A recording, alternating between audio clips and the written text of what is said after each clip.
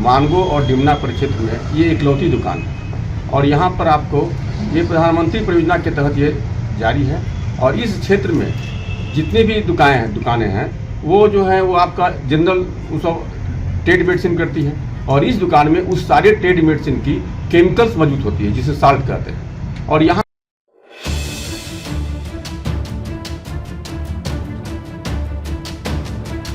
आज के दौर में महंगे इलाज और दवाइयों के दामों में बेतहाशा वृद्धि को देखते हुए प्रधानमंत्री नरेंद्र मोदी की पहल पर भारत सरकार ने देश भर में प्रधानमंत्री जन औषधि केंद्र खोलने का निर्णय लिया, जहां हर प्रकार के रोगी की सस्ती जेनेरिक दवाइयां उपलब्ध कराई जा रही है।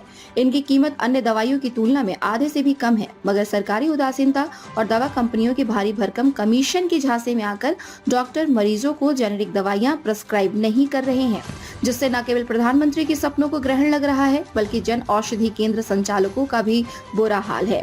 जबकि एक्सपर्ट्स बताते हैं कि जेनेरिक दवाइयां भी उतने ही कारगर होते हैं जितना मेडिकल स्टोर में मिलने वाली महंगी दवाइयां। खुद इन दवाओं का सेवन कर रहे मरीजों ने भी माना है कि इन दवाइयां के सेवन से उन्हें काफी लाभ मिला है और पैसों की भी बचत हो रही है। क्या नाम क्या है? संजू देवी। बताइए, आप यहाँ पर जो दवा लेने आए हैं, क्या चीज़ का दुकान है और किस तरह की दवा का क्या रेट क्या है?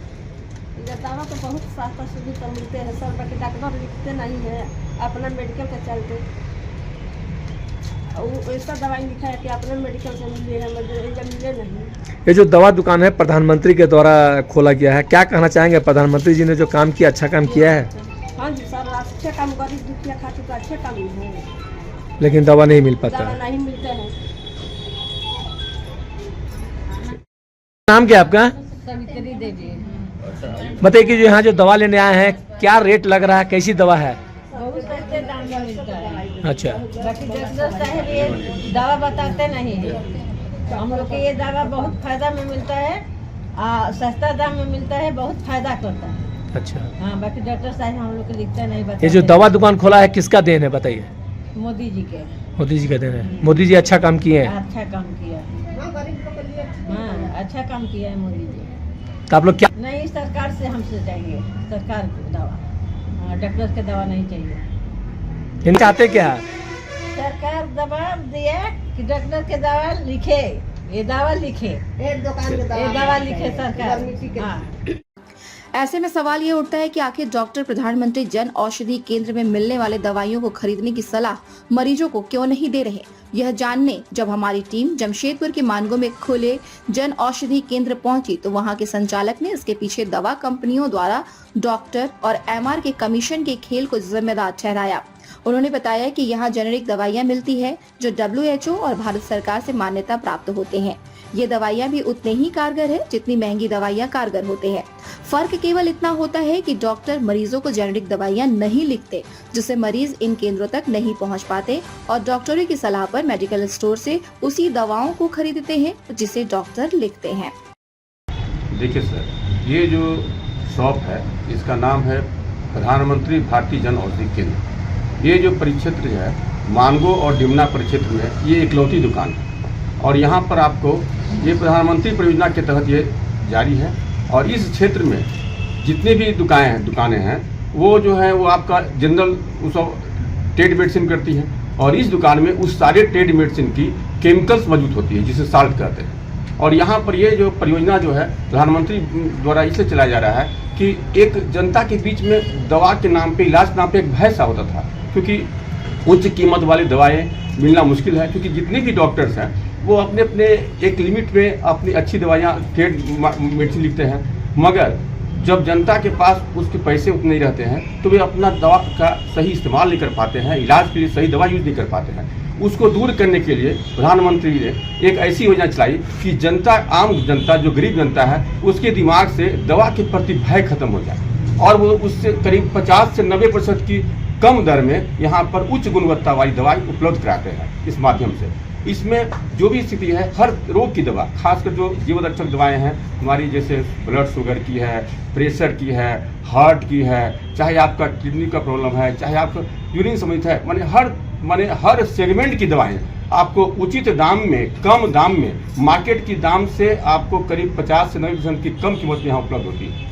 लेकिन डॉक्टर दवा नहीं लिखते हैं, आखिर में क्या है? क्योंकि देखिए उसमें बहुत सी चीज़ें हैं, उसमें एमआर की कमीशन होती है, उसमें डॉक्टर्स के साथ सबका जुड़ा हुआ है, उसका लाभांश जुड़ा हुआ है, जो भी कंपनियां बनाती है उसका लाभांश जुड़ा हुआ है। मगर इसमें कोई लाभांश नहीं है, क्योंकि हमारे पास जो पेशेंट आते हैं वो उनकी पर्ची लेके आते हैं और तो हम उनको कॉम्बिनेशन मिला के दवा देते हैं और बड़ी खुश हो जाते हैं। बोले कि जो दवाई मार्केट में हमको 100 रुपये मिल रही है, यहाँ आपको 15 रुपये 20 रुपये मिल जाएगी दवाई, तो वे बड़ी खुश हो जाते हैं। और उसकी क्वालिटी भी जब एनालिसिस करते हैं, चेक करते हैं, तो महसूस करते हैं कि वो सारी दवाएं जो है मेरी दवा में कोई भिन्नता नहीं है। और दूसरी बात क्या है कि आज के दौर में सर जेनरिक मेडिसिन का एक दौर चल रहा है, जहाँ पर बहुत तरह की सस्ती दवाइयाँ हैं आ रही है, उसके मामले में बहुत सी डुप्लीकेसी भी हो रही है। तो जनता का धीरे विश्वास में बढ़ रहा है, क्योंकि इसमें जो है ये प्रधानमंत्री परियोजना के तहत चल रही है और प्लस इसमें WHO का मुहर है, तो लोगों का विश्वास धीरे धीरे बढ़ रहा है। लेकिन ये चीज़ हमारे चिकित्सकों के द्वारा या और संस्थानों के द्वारा इसको फैलाया नहीं जा रहा है। जो भी जनता धीरे धीरे जान रही है वही सिर्फ आ रही है, किसी के द्वारा रेफरेंस नहीं मिल पा रहा है। तो हम चाहते हैं कि आप लोग के माध्यम से जनता के बीच एक ऐसा मैसेज जाए कि वे अपने कम कीमत पर उचित दाम पे अधिक उच्च गुणवत्ता वाली दवा प्राप्त कर पाएं और अपने साथ चल रही रोगों का सही ढंग से निवारण कर पाएं। क्या पूरा नाम बता दिए सर? मेरा नाम तो उदय नारायण दिवाकर हुआ, मैं यहाँ के फार्मासिस्ट हूँ और ये संचालक हैं श्रीमती बिंदु, ये इन्हीं की दुकान है, इन्हीं के नाम पे चल रही है दुकान और ये इसको अच्छी तरह चला रही है और जनता की सेवा कर रही है। मालूम हो कि साल 2014 में प्रधानमंत्री की घोषणा के अनुसार कोल्हान में 300 से अधिक जन औषधि केंद्र खोलने का निर्णय लिया गया था, मगर हकीकत यही है कि जमशेदपुर जैसे शहर में 10 से भी कम जन औषधि केंद्र खुले हैं। आलम ये है कि इसका सटीक आंकड़ा भी सरकारी सिस्टम के पास नहीं है। जो केंद्र चल रहे हैं उनके हालात भी ठीक नहीं है। कारण जानने जब हमारी टीम निकली तो चौंकाने वाला मामला प्रकाश में आया।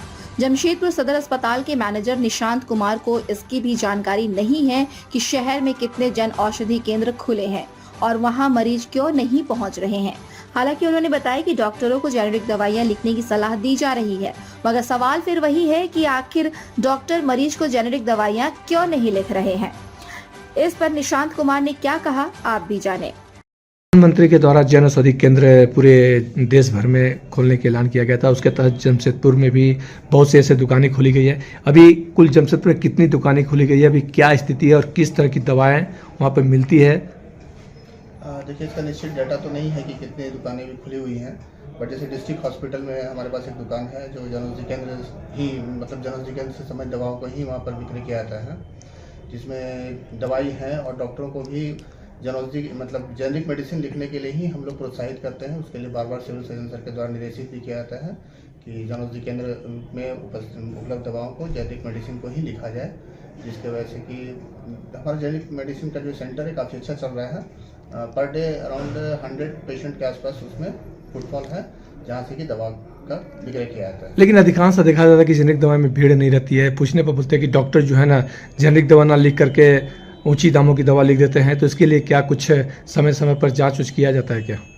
समय समय पर देखिए सिविल सर्जन के द्वारा एक पत्र निर्गत आदेश किया जाता है कि जेनरिक मेडिसिन का ही प्रयोग चिकित्सक करें, जिसके संबंध में चिकित्सकों को निर्देशित किया जाता है बार बार। चिकित्सक भी अब जेनरिक मेडिसिन की ओर जा रहे हैं, लिख रहे हैं। हमारे खुद के संस्थान में जो जेनरिक मेडिसिन सेंटर प्रधानमंत्री जन औषधि केंद्र है उसमें काफ़ी अच्छा फुटफॉल है और मेडिसिन भी अवेलेबल रहती है अब तो, और वहाँ से विक्रय भी अच्छा। अगर जमशेदपुर की बात करें तो जमशेदपुर में अभी तक कुल कितने इस तरह की जेनरिक दवाई की दुकान को खोला गया है और आगे क्या योजना है? एक्चुअल तो डाटा भी उपलब्ध नहीं है, लेकिन एक मानगो में है, MGM में भी शायद MGM में नहीं है, मानगो में बट है, साक्षी में है, 2-3 जगह पे है जो मेरे आइडिया में है और काफ़ी अच्छा वो सेंटर तो काफ़ी अच्छा चल रहा है वहाँ पर। आगे इस दुकान को मतलब जो प्रधानमंत्री औषधि केंद्र है इसको आगे बढ़ाने के लिए किस तरह के उपाय किए जा रहे हैं? इसके बारे में तो कुछ उपाय किया जा रहा है। देखिए फील्ड में भी इसका किया जा रहा है कि कितना जन औषधि केंद्र खोलना चाहिए, उसके लिए बार बार रिक्वायरमेंट भी मांगा जा रहा है और ग्रामीण स्तर तक जन औषधि केंद्र ले जाने के बारे में सर डिपार्टमेंट से चिट्ठी लिखा जा रहा है बार बार। सर थोड़ा अपना नाम और पद बता दीजिएगा। निशांत कुमार, हॉस्पिटल मैनेजर, सदर हॉस्पिटल ईस्ट सिंहभूम। ऐसे में साफ समझा जा सकता है कि प्रधानमंत्री के दूरदर्शी सोच को जमीन पर उतारने में न केवल सरकारी मशीनरी बल्कि दवा माफियाओं का भी बड़ा सिंडिकेट काम कर रहा है, जो नहीं चाहता है कि प्रधानमंत्री जन औषधि केंद्र तक मरीज या उनके परिजन पहुंचे, जबकि इन केंद्रों में हर प्रकार की दवाइयां आधे से भी कम कीमतों पर उपलब्ध है, वह भी स्वास्थ्य मंत्रालय और WHO द्वारा प्रमाणित। ऐसे में लोगों को खुद पहल करनी होगी और प्रधानमंत्री जन औषधि केंद्रों तक पहुंचकर दवाइयां लेनी होगी। फर्क और असर देखना होगा, तब जाकर प्रधानमंत्री के सपनों को साकार किया जा सकेगा। Bureau report, India news viral, Bihar Jharkhand. ताज़ा खबरों से जुड़े रहने के लिए हमारे चैनल को सब्सक्राइब करें और बेल आइकन को दबाना ना भूलें, ताकि हर खबर की नोटिफिकेशन आपको मिलती रहे।